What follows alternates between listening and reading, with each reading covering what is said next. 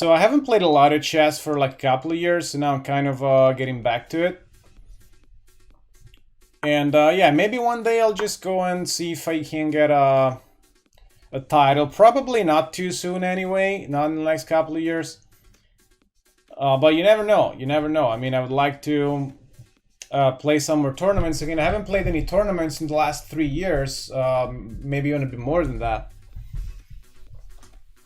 And as many of you know, I started playing when I was 22 years old. So the point is, it's not really something you can devote too much time to.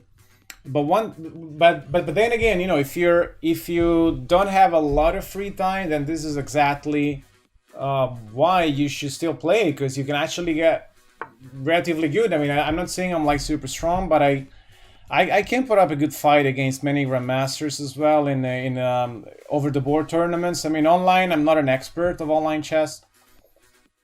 Okay, so here, what should we play after this? Let's go knight f6.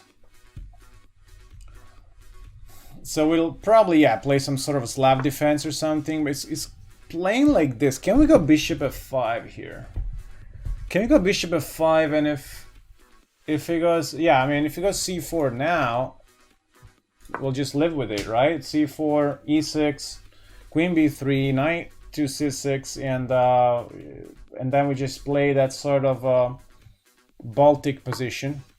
Yeah, it's going for it, so we'll play like that, and queen b3, knight c6 is actually okay.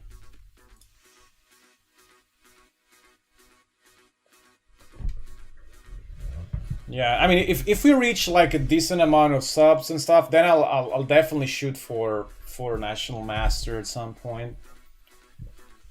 So you know, the more I realize that this is interesting for people, the more I'll be happy to do more of it, because I can also train off stream. You know, sometimes I just train off stream, but I actually enjoy being with people. So the more I see that it's actually interesting content, then the more I'll be happy to do it online. And okay, this game, I mean, okay, bishop f5, knight c3 is still pretty standard. We could go c6 here. We could go knight c6 regardless of queen b3. If we play knight c6, then it's a little bit of a Jabava London reversed. If we play c6, he's got this queen b3 idea, and then c4. I don't really like that line.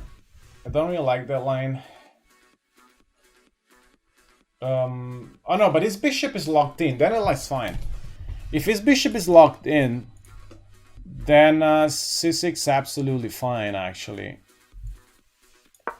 Yeah, because queen b3, queen here, c5, queen back. I don't need to take the queen. That's the important part. If there was a bishop on f4 and I was forced to take, that would be a little bit you know, a little bit uncomfortable because of the pressure and so on. But now that actually the bishop is still on its original square, we can play like this, and this is actually a London system with black. So if you swap, if you flip the board in your mind and swap the black pieces with the white pieces and so on, this is actually a London system. The problem though is that in this particular case, because white is white and black is black, there is a move order issue. So it's actually a lot easier for black to play e4, because the problem here is that it's a lot easier for white to play e4, easier than it is usually for black to play e5. So the problem is that if I go knight e4 here, it's queen here, queen c2, and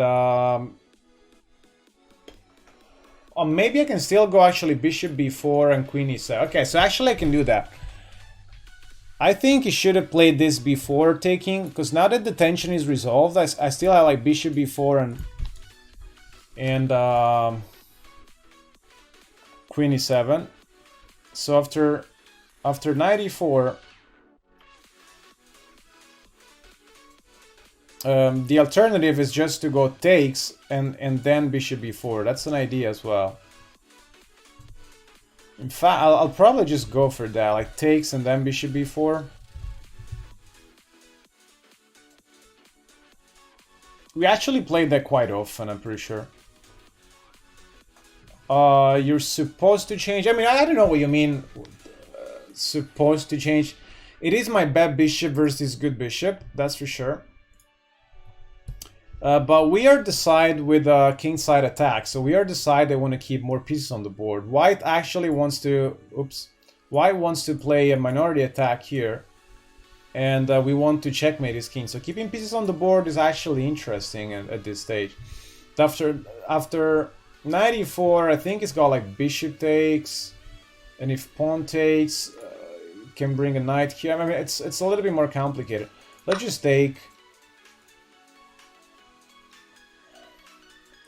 Maybe go knight d7 first, because if it takes, and we... Yeah, okay, so now do we go knight d7 first, or do we go bishop b4 first? Actually, bishop b4 is not as strong now that this bishop is still here. So maybe we actually find, if we just allow e5, e4. And we let him take... And then go bishop e7 castles, and we'll play with a better structure. Yeah, because I mean we actually black after all. You know, we have to remember where we come from.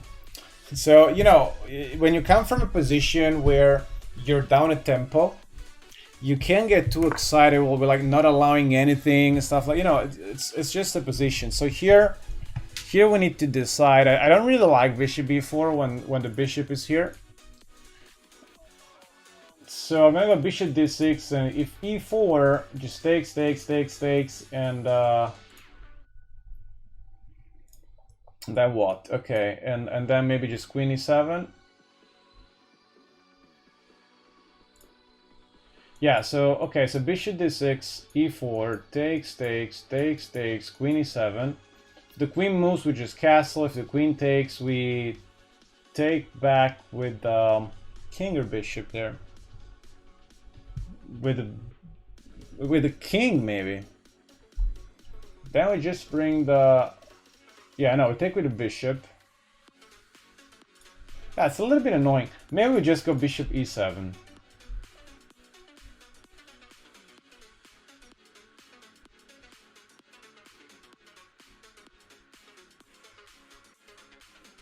Well, I mean, my bishop really belongs to d6. It's just a question of, am I in time to do that? So bishop d6, e4.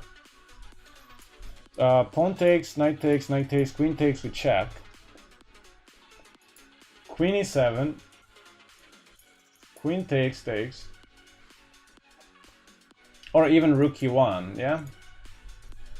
Yeah, maybe we'll just go bishop e7. And if knight e4 takes...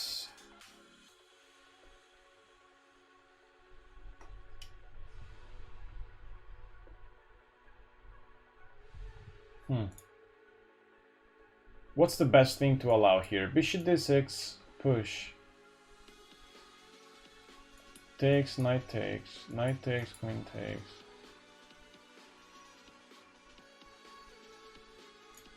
Bishop e7, push. It's fine.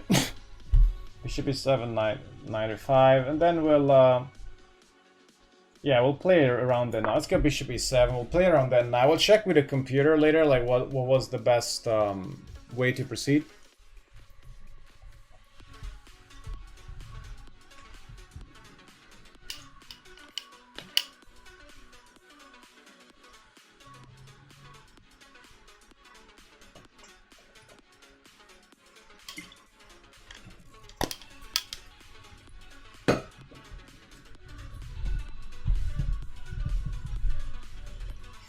Yeah, so I mean, the thing is that if he goes e5 and he doesn't get any activity, and it's like special sort of activity, e4, I mean, of course, I always think like reverse position.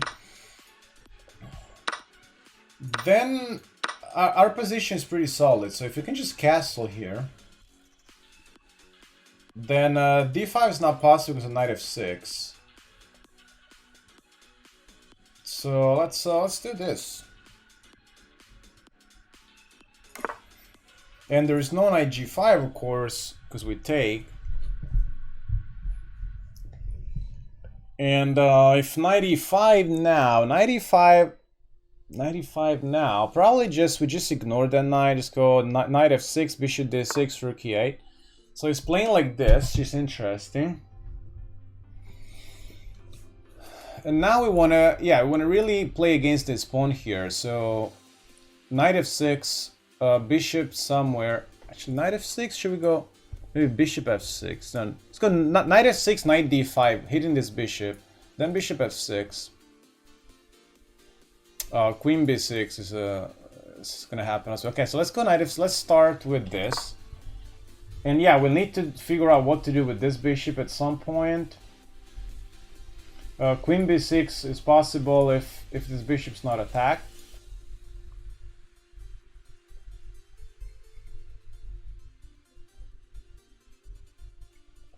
So we have a similar structure that we had in the previous game. Not exactly the same structure, but similar concept. Playing against this, playing against the isolated pawn. So here, knight d5 is very natural, wins a tempo. And if he goes bishop e5, I don't think the bishop belongs to e5 anyway. So let's go knight d5. Then we'll go bishop f6, I guess. Yeah, I think we're gonna go bishop f6 here. And that's one attacker. Then we'll bring the queen, that's another attacker. And then we'll bring the rooks. And I mean, I don't know what's happening here, but it's probably a fine way to play. This is what you normally want to do against the isolated pawn. Just restrict the pawn first, exchange a bunch of minor pieces, and then put pressure on that pawn, and maybe it will just fall. But what's really important is the square in front of the pawn. And his bishop cannot control the square in front of the pawn. Remember, in the previous game, Black's dark square bishop was controlling d4, which was the square in front of the pawn, so it was possible for Black at some point to actually take and liquidate. But in this game, Black does not control the square. White does not control the square in front of the pawn, which means it's easier to blockade this pawn. What we need to be aware of is that if this knight somehow reaches e4, it becomes a little bit annoying, but we're now putting pressure over here, so it's not so easy. And I think rook e8's natural move, rook d8 at some point as well, queen b6, they're all good moves. I think we can start with rook e8. I think it makes sense, because then if he challenges my rook, we take, and he's actually wasted a tempo with his rook. And he's still not able to go knight d2 in case he wants to go knight e4. Okay, so now we can take and just win a tempo with rook, but then he will get the file. So maybe we'll not do that. Maybe we'll just go queen b6.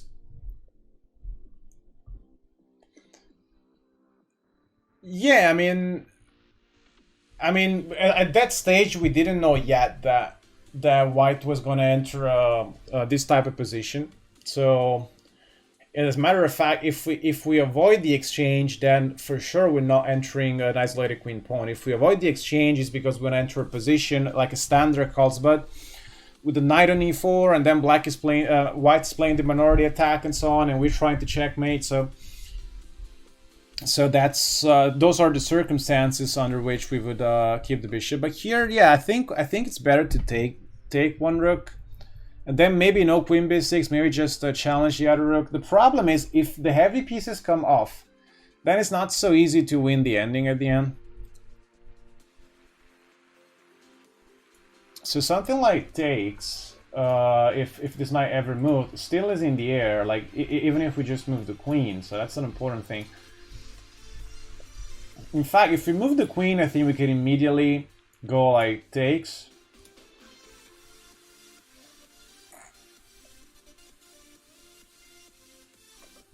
If you move the queen, one of the problems is that he wants to go knight e5. That's kind of, it's kind of the problem, is what he wants to do. So I think I'm just going to take the rook, Because, yeah, it's giving more control over the square, but at the same time, with queen b6, we add more pressure. Although it is a little bit scary to bring this queen so far, however,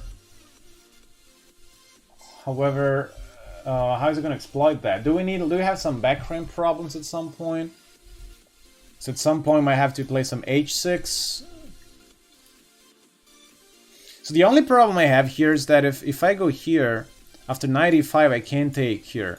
But if I exchange rooks first, then I'm actually immediately threatening to take.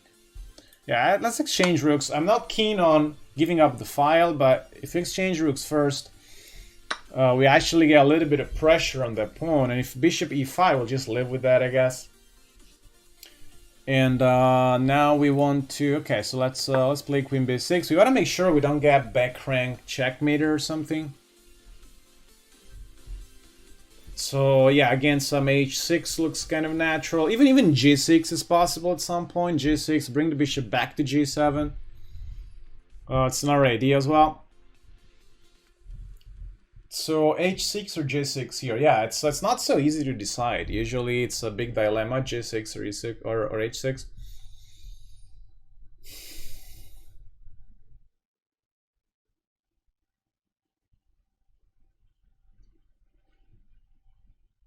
So if we ever want to play, so this is how you're gonna decide, right? If we ever have a problem with a piece on e5 and want to play f6, then yeah, okay, so it's immediately going after the back rank, so we'll have to avoid that. Yeah, so I don't really like h6. H6 looks good, but the problem is after h6, then we can never really play f6.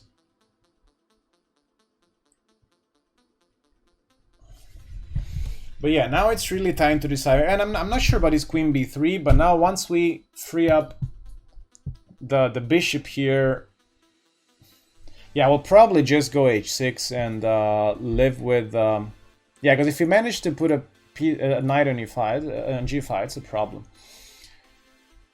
Yeah, so we'll have to allow some bishop e5. We'll just live with that. So let's go h6.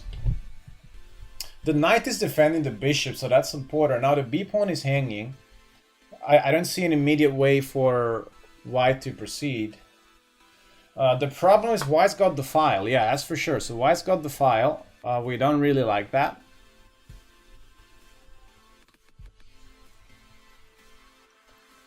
Can we... Yeah, now that the queen is kind of done its job there, maybe the queen can somehow relocate somewhere else. We can hit the a-pawn first. Hit the a-pawn and start to, you know, massage this rook. And then the queen might just go back to d8 maybe and...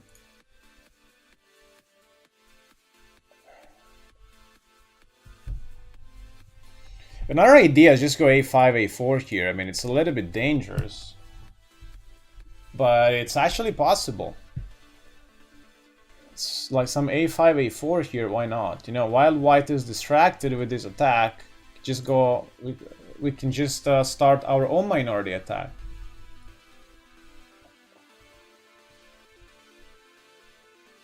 Yeah, I mean, I'm not sure if it's good, but I'm gonna go with that. We don't have a lot of time. So we're trying some a5, a4 here.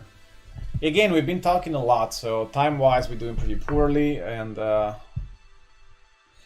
yeah, this is kind of what I expected, and we'll just continue, just ignore this guy over here. So after takes, we win a tempo against the queen, so we'll just ignore this guy over here, just... Now the problem is if takes, what are we gonna do? We're gonna take, and then takes. Yeah, it's never got check on e8 anyway, so that's kind of fine. So the queen on b6 created a weakness on b3, and now we're going after that weakness. It's very principled. Whether or not it works, I don't know. I mean, white's very active now. Yeah, white managed to do this, but now we win a tempo against the queen. And there's no check over here, so... Yeah, okay, now we take. there's still nothing for black over here, so now we take, and are we gonna go rook ace? Oh, okay, it's playing like this, but okay, now this ending should be a little bit better for us.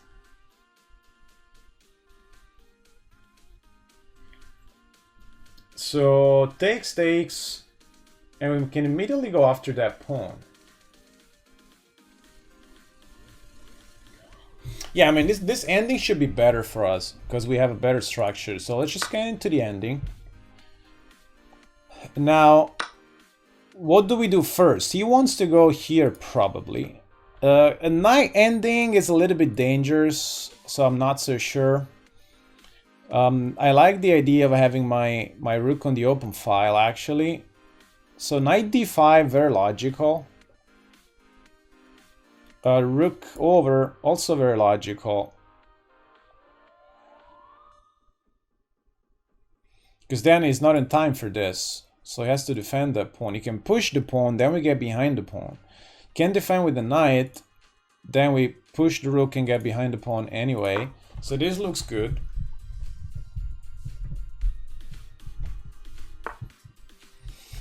Yeah, so he's defending with the knight. I think we can get behind the pawn anyway now.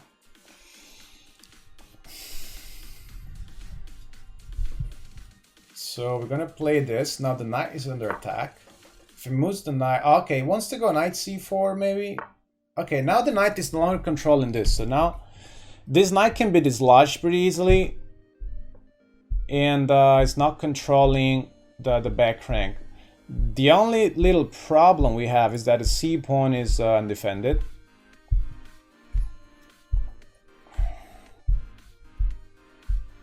If we play b5.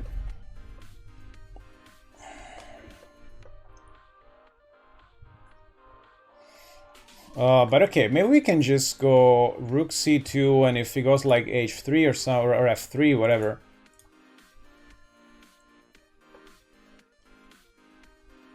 Then rook c3, attacking the pawn anyway.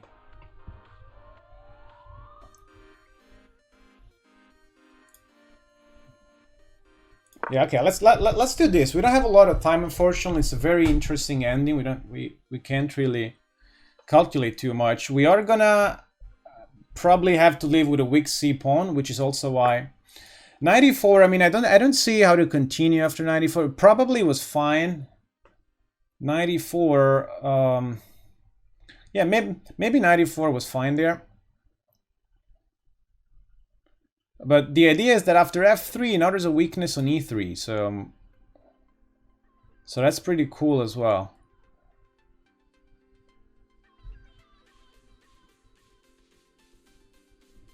So probably start with knight d5 now. So the only problem after knight d5 is that he can exchange knights immediately. But after takes, I think he's gonna get some problem after take. Okay, so knight d5, knight e3, takes, rook over. Yeah, I think he's gonna have some problems with his pawns there. I think he's gonna lose a pawn. So let's try this. If we change knights, I'm confident that we're a little bit better. Maybe knight e4 immediately was good, but I don't know, it looked a little bit shaky. Because after f3, for example, then what do I do? Yeah, it's going for this. It's going for this. We can also just attack the pawn regardless. But from where? Actually, something like this.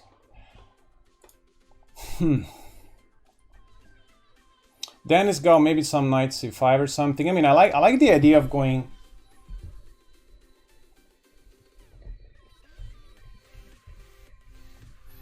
I have rook d2 here. Rook d1 doesn't work for rook g2. Oh no, there's no rook g2. What am I talking about? What am I talking about?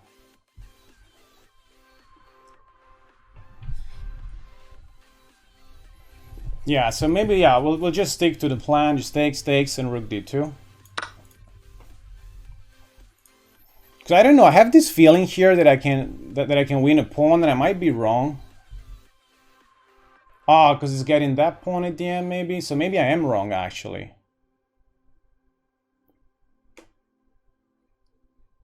Oh yeah, I'm wrong, because then, yeah. Yeah, no, I have nothing here then. I have nothing here. I just overlooked the fact that he can immediately go after this pawn. And if I push, you just go rook c6. Yeah, no, I just misplayed this. I just misplayed this. I shouldn't have exchanged knights. Yeah, I mean, we still have a better rook, right? Let's bring the king to f8. We still have a good rook.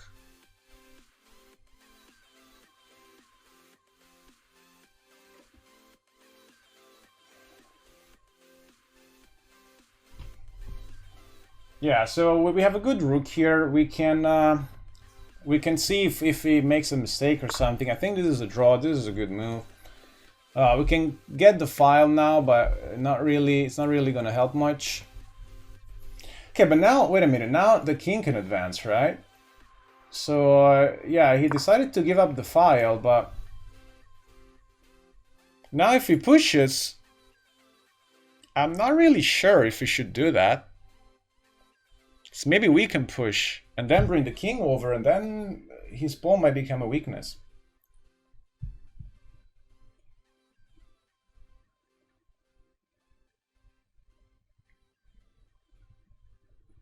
Yeah, I mean, yeah, we do have a little bit of pressure here, a better king. I'm not happy that we're not really attacking any of his pawns, so he can still get the rook out of the way. So maybe we'll just go b5, b4 here, actually. b5, I think now b5, b4 can be pretty strong.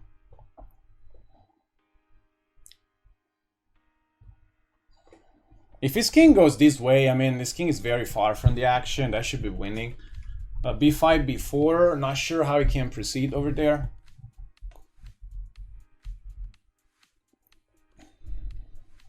Because our king is very fast. And once again, it's all about structure. We have a better rook, and we have a better structure. There's we have 2-pawn islands, and white has got 3-pawn islands. So even if, in theory, this is a draw, it's actually harder to play for white. It's a very important concept. It's harder to play for white because of the structure, and that's really the consequence of playing e4 early. So you see how the entire game makes sense at the end.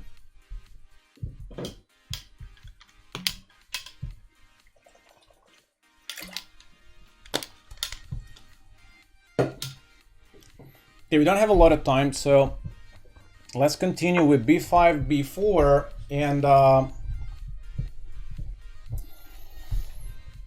and rook c3.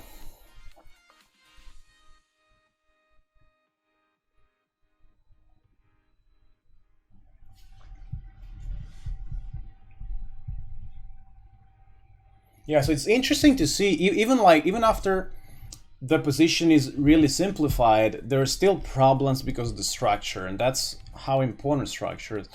Now, I don't know if it's enough, but now we actually have a better king as well. So now after b4, let's calculate this. b4, I don't know, anything. King up.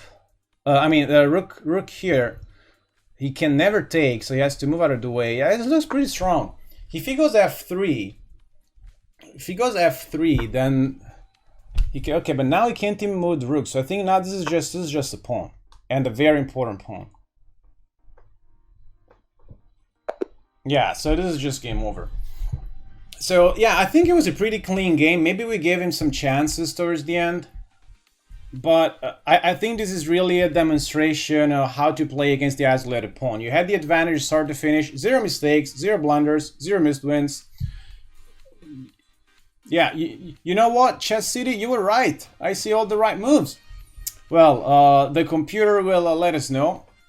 But I think it was a pretty clean game. I think we actually really emphasized the structural weaknesses of our opponent. So let's analyze this game.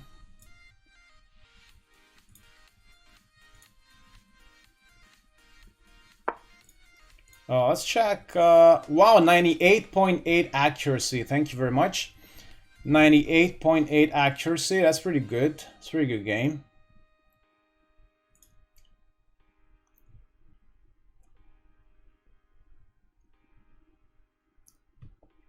Yeah, I mean, for a 15-minute game, I think it's pretty good. For a 15-minute game, 98.8, I think it's pretty good. If it was like a blitz game, it would be incredible. For a 15-minute game, I think it's good. But I mean, yeah, we had enough time to think, which is just nice.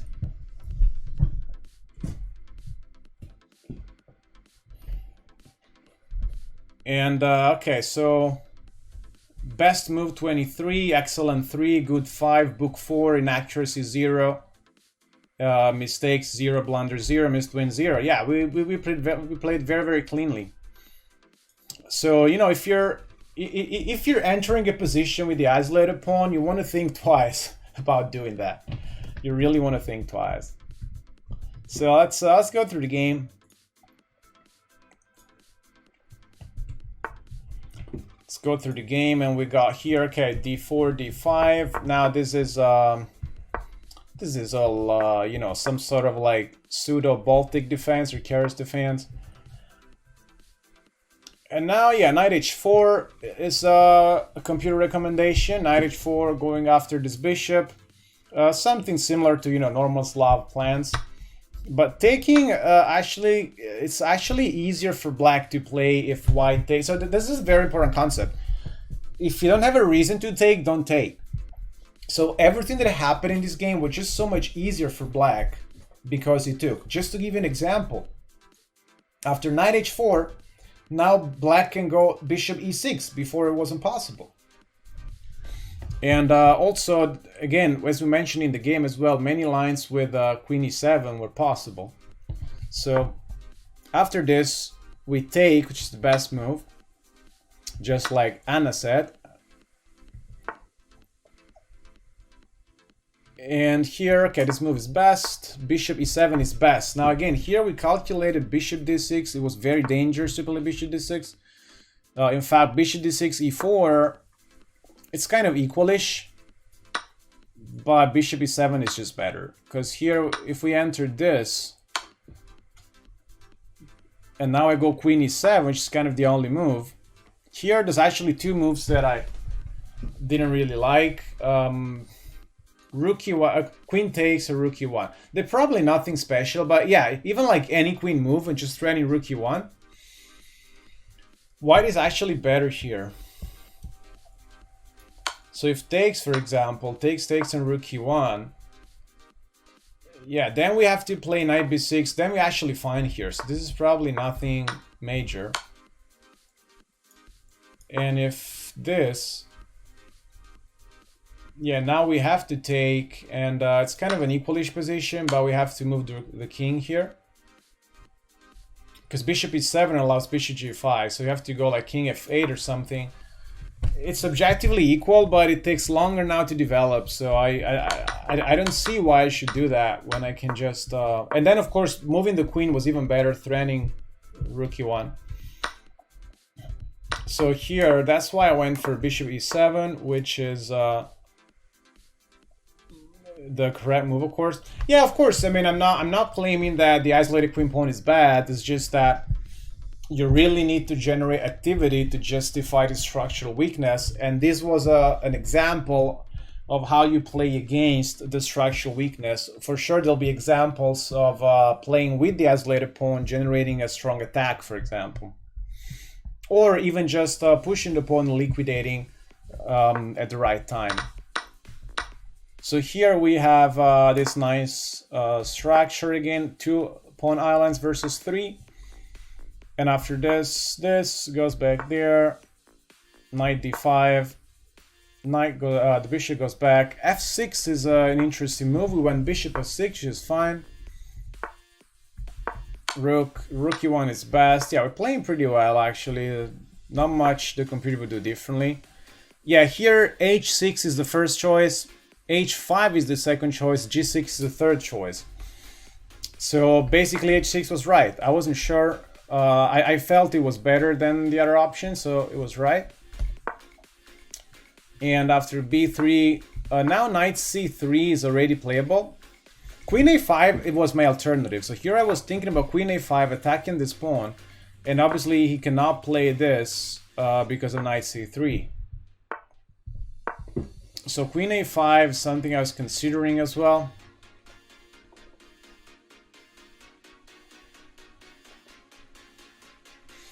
Yeah, that's correct.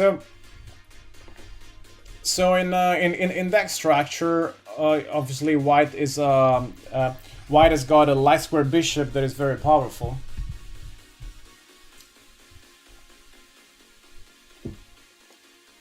But yeah. So this position was actually with one bishop already locked in. So if one bishop is locked in and the other bishop is exchanged, that's not very appealing for white.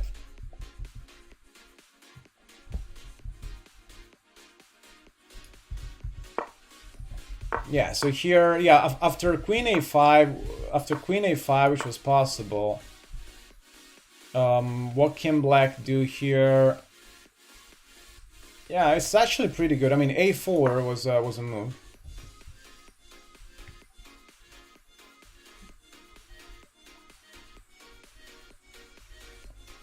And then I have queen c3, putting more pressure. Yeah, it was fine. I mean, it's a difficult position for white.